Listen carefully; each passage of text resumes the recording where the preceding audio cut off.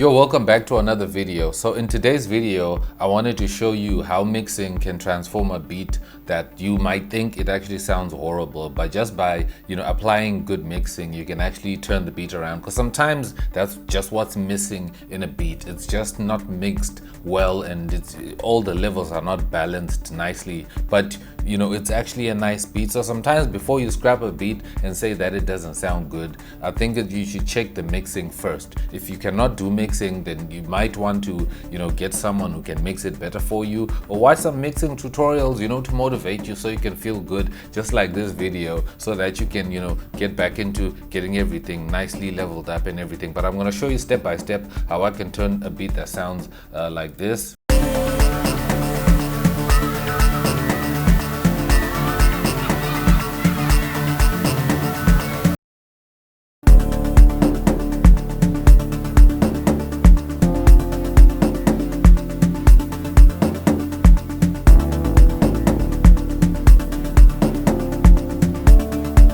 So what I like to do when I start, when I have a beat like this that I think is nice, what I usually like to do, because I make house music, this is kind of like a 3-step house jam. What I like to do is I like to start with my kick. So I solo it right here. And I'm not even going to use the mixer for here. I'm just going to be using the mixer that's on this side here, and I'm just going to balance them. What you can also do is you can also just use these on this side here if you want to, but I want to use these because I also might want to add effects. So that's why I'm not using these mixers here, these levels here. So I'll just go ahead and put that away.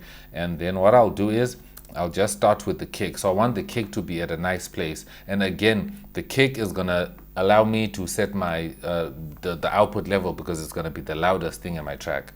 So now I'm gonna raise my audio interface.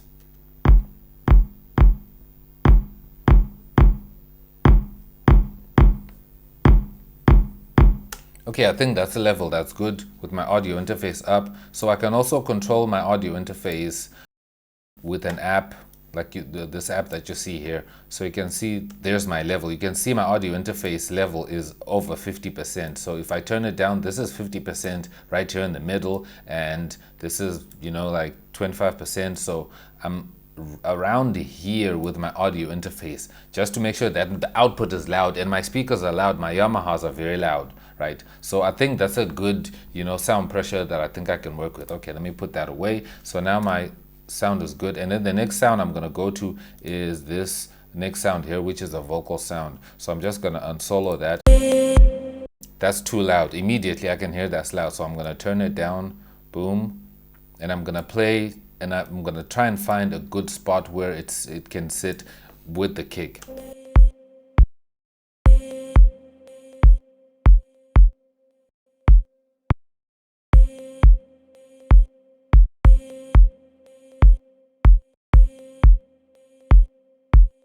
And then I'm going to drop in an EQ just so I can look at the EQ a bit.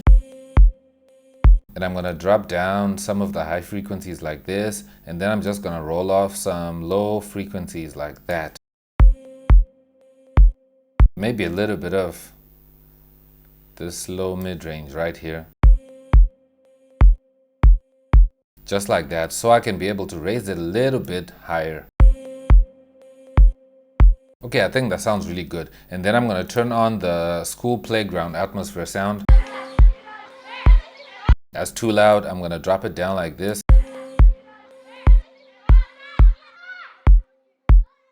I want it to be in the background of the, not too in the front. I want it to be in the background of the track. And what I like to do with this sound is I like to throw on a silver verb, just some reverb. I'm going to raise the wet. And then I'm going to also add some stereo delay like that.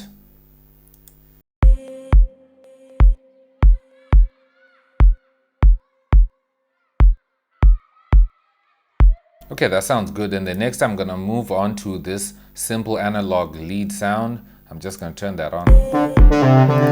That's too loud, right? So I'm going to turn that down like this.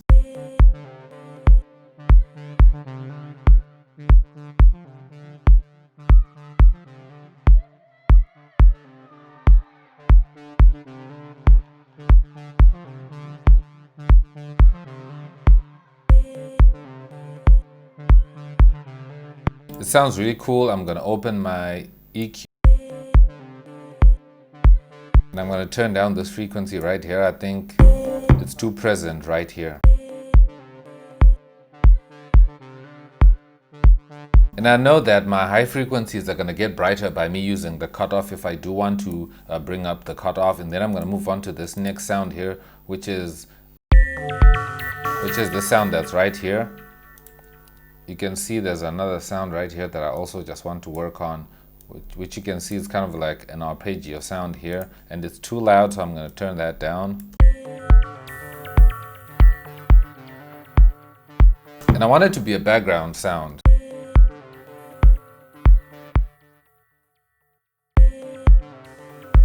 And I'm gonna roll off the low frequencies, I don't need those. And I'm gonna roll off these mid-range frequencies.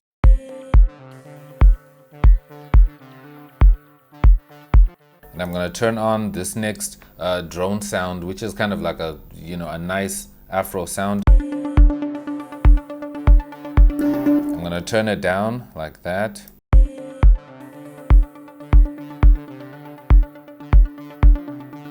I want the sound to be present because I want it to, you know, it's not like a continuous drone, but I want it to be present in the track, so it's going to be a little bit loud. I'm going to make sure that an EQ is on. So I'm going to leave this frequency on there because I really want it to cut through all the other instruments nicely. And one thing I could do with this sound is I could throw in maybe some compression, since it just keeps, you know, stabbing continuously like that. So I want to drop my compression just before the EQ and the silver verb. I want the compressor just to be catching some of those peaks just a little bit.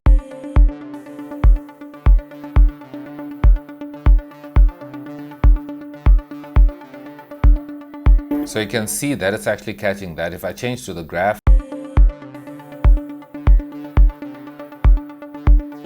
you can see that it's just dropping the sound and just, you know, taming all those, you know, high peaks, you know, just by a few dB, and I think that's good. And then next I'm gonna move on to this next sound here. I'm gonna drop that down like this.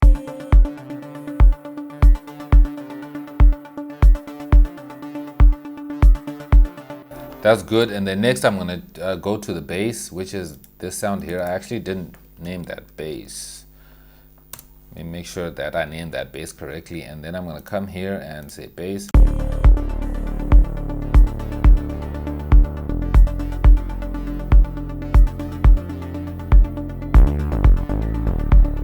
Ooh, that sounds good. I'm going to drop it down a tad, but I still want my bass to be present, right?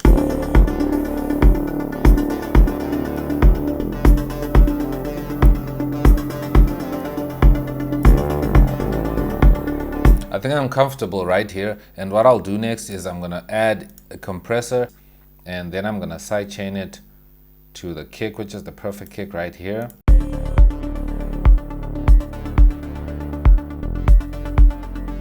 You can see that the kick is triggering, and just making sure that the, you know, the bass ducks with the kick. And then I'm gonna drop down my attack because I want the attack to be super fast so that it gives room for, you know, for the kick to just cut through. But I also want my release to be very short, so I'm just gonna do this, and I'm gonna take it off auto like this. So I'm just gonna do 20 milliseconds so that it's quick.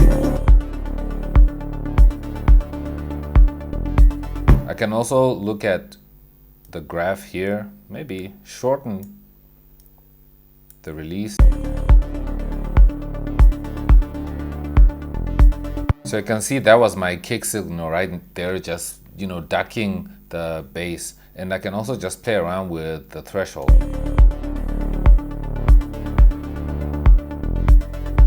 And I'm going to turn off auto gain.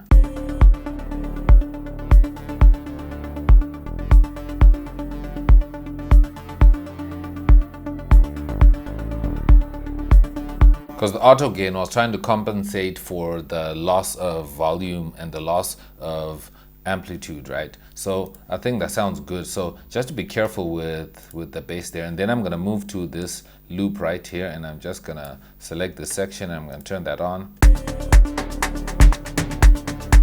Nah, that's too loud, bro. I'm gonna turn that down.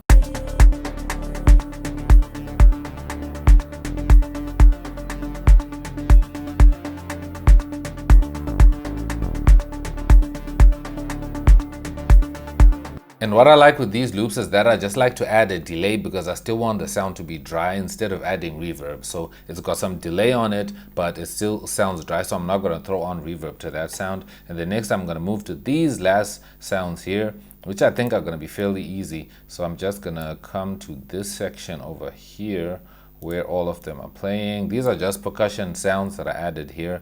So I'm just going to solo this.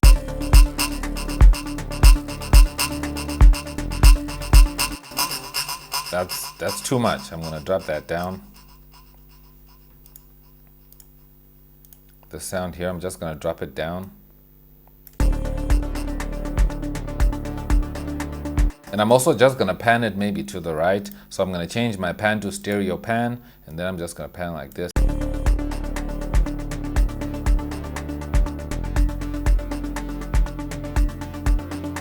The next sound.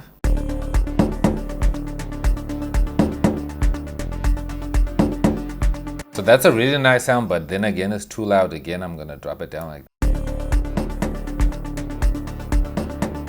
I wanted to knock a little bit, and then I'm just going to check my EQ since it's a sound that's knocking, just to make sure that I don't have excess low frequency.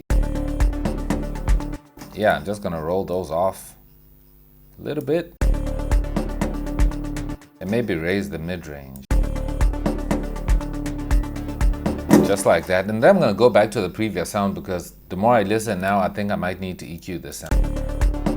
Yeah, it's too bright. I'm just going to turn down the high frequencies like that. And then I can raise it up. So you can see that I'm also using the levels, like the volumes in conjunction with the EQ. You know, it's also affecting just how loud the sound is. So, you know, you don't just mix by using your meters, but then also use your EQ, you know, and compensate. So if you are taking out high frequencies, you're losing energy. If you're taking out mid frequencies, you're losing energy in a sound. So that's what I've learned. And then the last sound, gotta turn that down again.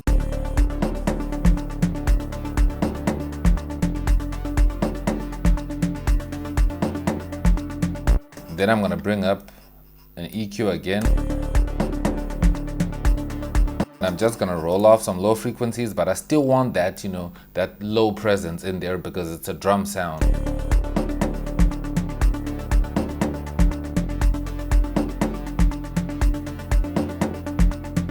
And I might add some compression to this just so that I can also just catch a little bit of, you know, a little bit of some peaks there. And I'm gonna drop my threshold down to like maybe -10.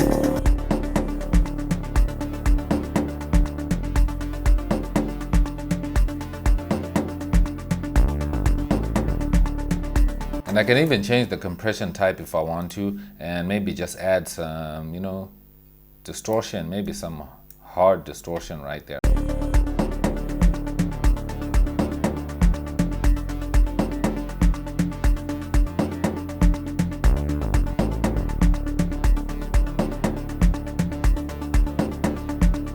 Then I'm gonna go to the strings and the classic piano sound. So the strings are right here. Ooh, too loud, bro, too loud. Drop those down, all the way down, and then EQ. Just gonna turn down the mid-range here.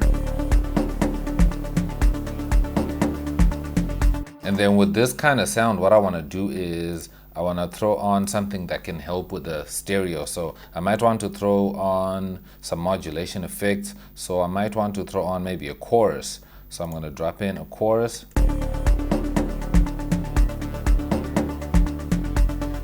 So let me just solo it so I can hear this chorus nicely.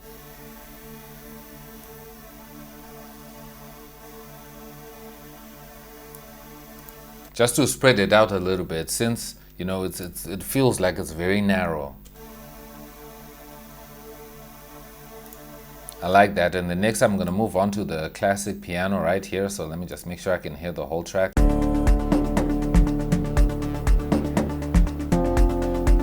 That's too loud. I'm going to drop it down.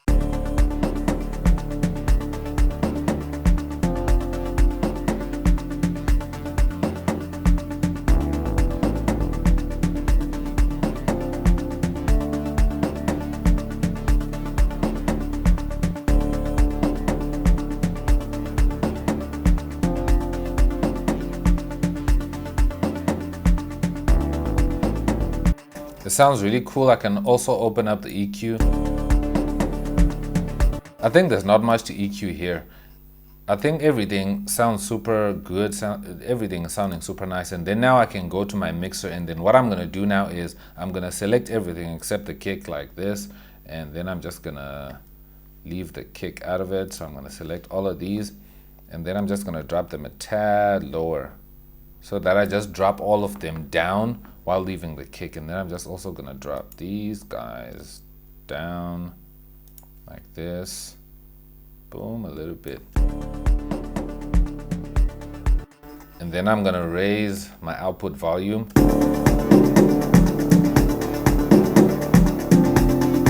And something that I like to try after I've gotten my track to this point is I like to check my stereo out. You can see that we're not clipping, we're not too loud here. Now I like to throw on maybe, if I come to dynamics, a limiter right here, and then I start to raise the gain right here.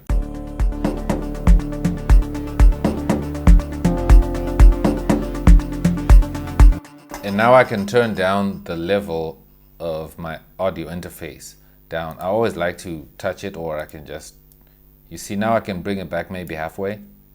So let me play this back.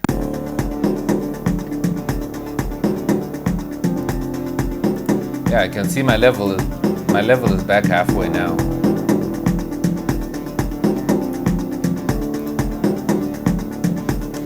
So now I'm at a good level. So there you go. So now the track is sounding super nice. So let's just take a final listen of the whole track. Let me just make sure you can see all of it like this. Boom. And I think it sounds way better than where we started. So some tracks just need mixing.